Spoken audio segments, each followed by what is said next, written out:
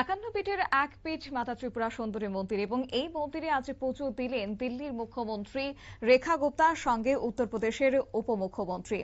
আজ তাদের এই পুজো দেওয়াকে কেন্দ্র করে বিশেষ আয়োজন ছিল, পাশাপাশি নিরাপত্তা ব্যবস্থায় আঁটুসাঁটু রাখা হয়েছে। মাতাবাড়ির মন্দিরে পৌঁছলে তাদের উষ্ণ অভ্যর্থনা জানিয়েছে গোমতী জেলা বিজেপি সভানেত্রী সবিতা নাগ, গোমতী জেলার জেলাশাসক রিঙ্কু লাথের, জেলা পুলিশ সুপার কিরণ কুমার সহ প্রশাসনের অন্যান্য আধিকারিকরা।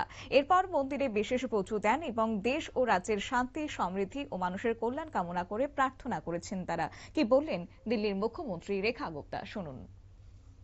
के दर्शन करके साक्षात उनको अपने सामने पा करके मैं बहुत ही धन्य महसूस कर रही हूँ और माँ के चरणों में मेरी यही कामना है कि माँ हम सबको इतना आशीर्वाद दे, जनप्रतिनिधि के रूप में हम जनता की सेवा कर सके। माननीय प्रधानमंत्री नरेंद्र मोदी जी के नेतृत्व में पूरा देश आगे बढ़े, हर राज्य आगे बढ़े। ये राज्य त्रिपुरा जिसमें माँ ने स्वयं अपना स्थान बनाया है, ये आगे बढ़े। दिल्ली जो देश की राजधानी है वो आगे बढ़े। हम सभी लोग मिलकर तरक्की करें और माँ की आराधना हमेशा हमारे लिए फलदायी।